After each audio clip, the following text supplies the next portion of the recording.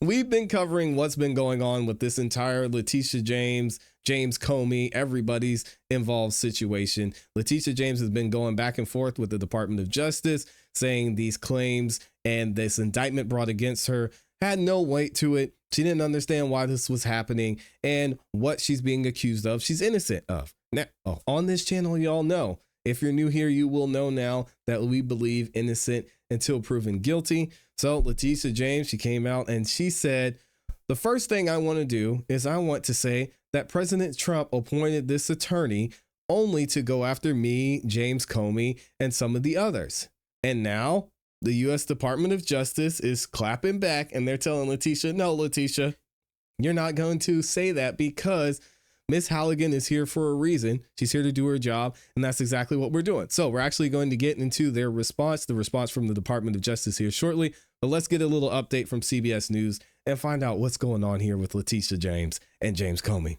And we have an update to the criminal cases of former FBI Director James Comey and New York Attorney General Letitia James. The Justice Department is denying claims from the two, alleging that the prosecutor who pursued their cases was unlawfully appointed and needs to be removed. James and Comey argue Lindsay Halligan had no authority to bring their individual indictments.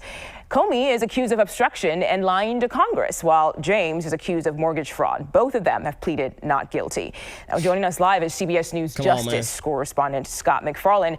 Scott, federal prosecutors are pushing back on another one of Comey's claims as they also disclose new evidence in the case. What can you tell us about that? And prosecutors are trying to keep these very high-profile, very controversial prosecutions alive, to keep them from being dismissed.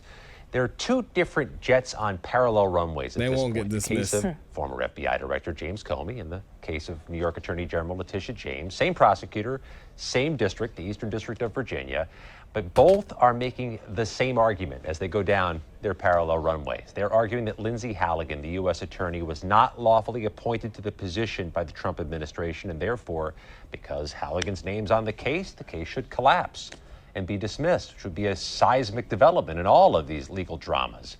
The Department of Justice overnight has argued that Halligan was, in fact, lawfully appointed. They make a series of arguments as to why, including a new designation from the Attorney General herself, Pam Bondi, that Halligan is her special prosecutor for these cases, the Comey and the James case. This is all going to come to a head in a federal hearing, and that's when these two jets hit on the same runway for a short while, because they're going to join forces in an argument over this matter of whether Halligan is lawfully appointed in a hearing November 13th. That's a week from Thursday, if my math is correct, at the federal courthouse in Alexandria, Virginia. That's going to be interesting. See what happens with that one. And Scott, I want to pivot to crypto mogul Sam Bankman-Fried. He's in court today. He's challenging his 25-year prison sentence. So yeah, shout out to Sam. We're not worried about that. He's going to figure it out. So again, we hear from the background that Letitia James and James Comey, they're basically making the same argument that the prosecutor in this case was unlawfully appointed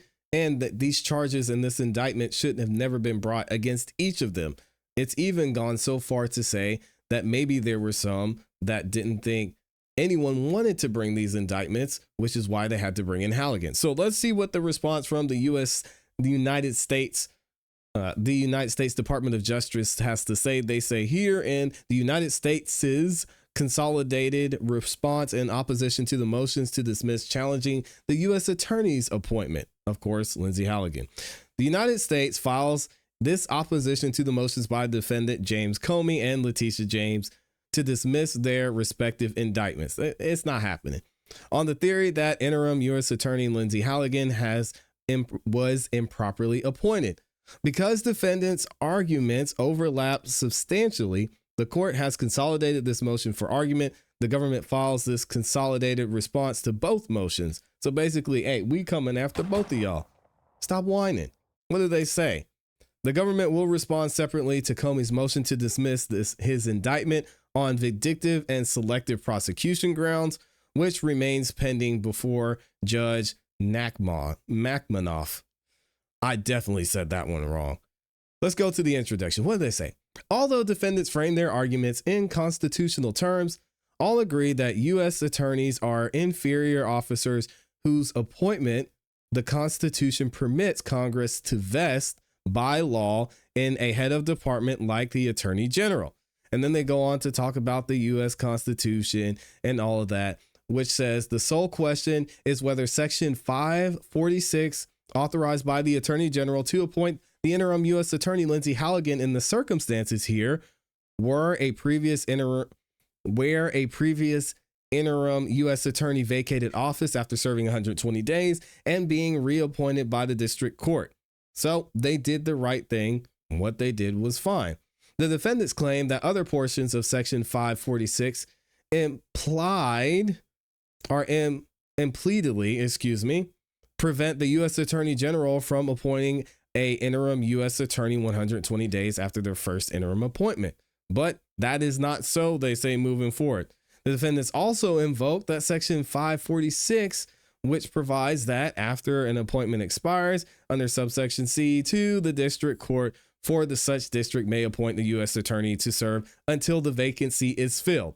So the president is legally allowed to do this, is what they're saying. And they give the legal background here. We're not going to go through that because I'm not an attorney. Some of you are in the comments and in the chats, and I'm sure you would love this, but I'll leave a link to this full document in the chat and in the comments and in the description for you as well. So what's basically their argument? Let's sum this up. Ms. Halligan's appointment complies with the plain text of 546. And they said a little bit of that in their introduction.